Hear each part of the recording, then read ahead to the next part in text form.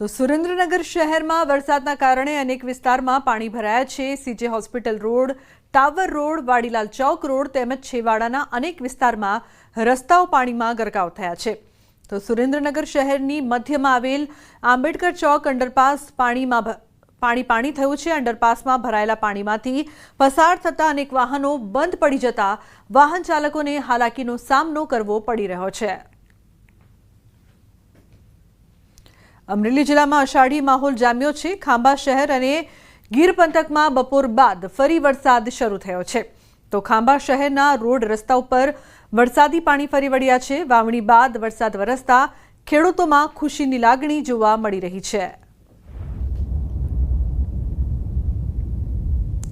દ્વારકા જિલ્લામાં વરસાદી માહોલ। ખંભાળિયા તાલુકાના ગ્રામ્ય વિસ્તારમાં વરસાદ, વીજળીના કડાકા ભડાકા સાથે ધોધમાર વરસાદ વરસી રહ્યો છે। તો ખંભાળિયા તાલુકાના મોટી ખોખરી, કંડોરણા સહિતના ગ્રામ્ય વિસ્તારમાં ધોધમાર વરસાદ શરૂ થયો છે। ગ્રામ્ય વિસ્તારોમાં વાવણી બાદ વરસાદ શરૂ થતા ખેડૂતોમાં ખુશીનો માહોલ જોવા મળી રહ્યો છે।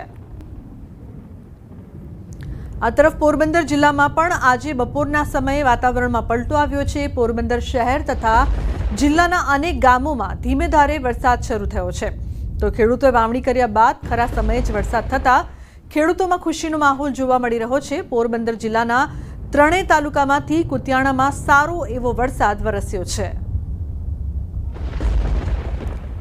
રાજકોટ નજીવા વરસાદમાં શહેરના હાલ બેહાલ થયા છે। પોપટપરાનું નાળું પાણીમાં ગરકાવ થયું છે। વરસાદી પાણીમાં પોપટપરાનું નાળું બંધ થયું છે। તો બંને તરફથી અવરજવર બંધ થઈ છે। આ તરફ ગોંડલ ચોકડી 3 ગ્રીનલેન્ડ ચોકડી હાઈવે પર પાણી ભરાતા ટ્રાફિક જામના દ્રશ્યો સર્જાયા છે। રાજકોટ શહેરમાં સતત 2 વાગ્યાથી અવિરત વરસાદી માહોલ છે તે યથાવત જોવા મળી રહ્યો છે। ત્યારે રાજકોટ શહેરના અનેક રાજમાર્ગો ઉપર હાલ અત્યારે વરસાદી પાણી ફરી વળ્યા હોવાનું છે તે સામે આવ્યું છે।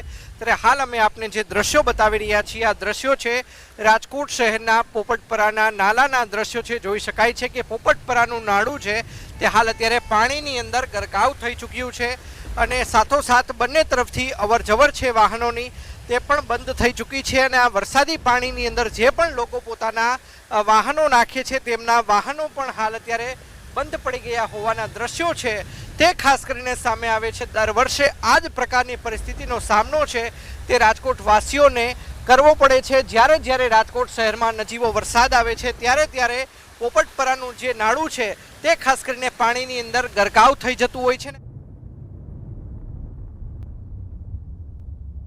વલસાડનો તિથલનો દરિયો આજે પણ તોફાની બન્યો છે। દરિયામાં મોટી ભરતી હોવાથી ઊંચા તોતિંગ તોફાની મોજા ઉછળ્યા હતા। આથી આ તોફાની માહોલમાં પર્યટકોને દરિયા કિનારાથી દૂર રહેવા સૂચન કરાયા હતા।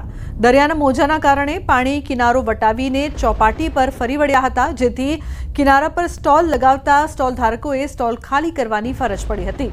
વલસાડ જિલ્લાના 70 કિલોમીટરના દરિયા કિનારે તોફાની માહોલ હતો। દરિયાના ઉછળતા મોજાની થપાટ એટલી પ્રચંડ હતી કે ચોપાટી પરની ટાઇલ્સો પણ ઉખડી ગઈ હતી।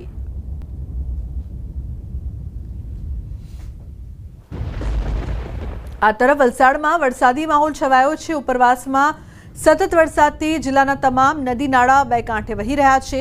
અનેક જગ્યાએ નીચાણવાળા રસ્તા, ખાડી અને નદી નાળા પરના ચેકડેમ અને કોઝવે પર પાણી ફરી વળ્યા છે।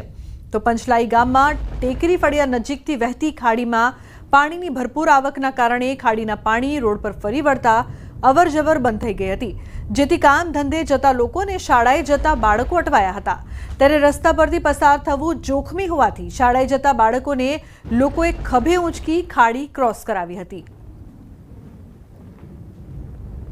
તો બીજી તરફ સુરતના સીમાડા વિસ્તારમાં ફરી એકવાર ખાડીપૂરનો પ્રકોપ જોવા મળ્યો છે, જેના કારણે સ્થાનિક વેપારીઓને લાખો રૂપિયાનું નુકસાન પહોંચ્યું છે।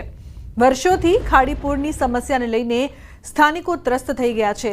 આક્રોશિત વેપારીઓએ તંત્રને નુકસાનીના વળતર આપવાની માંગ કરી છે।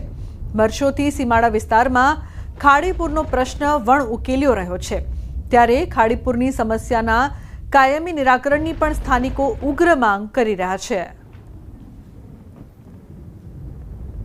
તંત્ર કશું જ ધ્યાન નથી દેતું। 2017માં આ ખાડીનો પાણીનો નિકાલ કરવાની વાત કરી હતી, ત્યારે એવી તંત્રએ બાંહેધરી આપી હતી કે આ વહેલી તકે અમે આ ખાડીના પાણીનો નિકાલ કરશું, પણ આ 2025 આવી ગઈ તોય ખાડીના પાણીનો નિકાલ થયો નથી. પાણી રાતે 2 વાગ્યા સુધી તો ઓલરેડી અમે ખાતે હતા, ત્યાં સુધી કશું જ પાણી હતું નહીં. વરસાદે નહોતો, ઘરે જઈને સૂતા તો 4:30 બાજુવાળાનો ફોન આવ્યો શેરીમાંથી કે ભાઈ શેરીમાં પાણી આવવાનું ચાલુ થઈ ગયું છે તો તમે ખાતે આવો. તો અમે 5 વાગ્યે ખાતે આવ્યા તો અડધી કલાકમાં તો રૂમમાં 2 ફૂટ પાણી ભરાઈ ગયું હતું. પછી તો કાંઈ સામાન ફરે નહીં. મહેસાણામાં મુશળધાર વરસાદ પડતા શહેર પાણી થયું છે. મહેસાણામાં પણ મેઘો તોફાની બન્યો હતો. ગુરુવારે ગાજવીજ સાથે વરસાદ તૂટી પડતા શહેરના રસ્તાઓ પર જાણે નદી વહેતી હોય તેવો નજારો સર્જાયો હતો. એમાં પણ શહેરમાં આવેલું ગોપીનાળું પાણીમાં ગરકાવ થઈ ગયું હતું. મેઇન અંડરપાસની બંને બાજુ પાણી ભરાતા કરોડો રૂપિયાનો ખર્ચ પાણીમાં ગયો. અંડરપાસ બનાવવામાં આવ્યો ત્યારે નેતાઓ અને અધિકારીઓ દ્વારા પાણી નહીં ભરાય તેવો દાવો કરાયો, પરંતુ દાવા પર પાણી ફરી વળ્યું છે. મોઢેરાના રોડ પરના છે મેઘરાજાએ T20 અંદાજમાં બેટિંગ કરતા આ વિસ્તાર બેટમાં ફેરવાયો હતો. તો મોઢેરા રોડ પર એટલું પાણી ભરાયું કે રોડ શોધવા નીકળવું પડ્યું. જળ આક્રમણથી રોડ પર ટ્રાફિક જામ થયો છે. તો મહેસાણા અમદાવાદ હાઈવે પર ટ્રાફિક જામ. મોઢેરા ચોકડીથી લઈને શિવાલા સર્કલ સુધી થયું લાંબુ ટ્રાફિક જામ. 5 કિલોમીટર સુધી ટ્રાફિક જામમાં વાહનો ફસાયા. તો પાલા વાસણા ચોકડી પાસે બની રહેલા બ્રિજના કારણે થઈ રહ્યું છે લાંબુ ટ્રાફિક જામ. છેલ્લા 2 કલાકથી ટ્રાફિક જામમાં વાહન ચાલકો ફસાયા હતા. તો વરસાદના કારણે કેટલાક રસ્તા પર પાણી ભરાઈ જતા લાંબુ ટ્રાફિક જામના દ્રશ્યો જોવા મળ્યા. બીજી તરફ સુરત ગ્રામ્યમાં ધોધમાર વરસાદને પગલે જળબંબાકારની સ્થિતિ છે. કિમ 4 રસ્તા નેશનલ હાઈવે 48 રાજ્યધોરી માર્ગ પર પાણી ભરાયા છે. કિમ 4 રસ્તા નજીક ફિરદોસ શોપિંગ સેન્ટર પણ તેના પર પાણી ભરાયા છે. કિમ માંડવી રાજ્યધોરી માર્ગ પર ઘૂંટણસમાં પાણી ભરાયા છે. માર્ગ પર મસમોટા ખાડા પડતા અનેક વાહન ચાલકો પટકાયા હતા.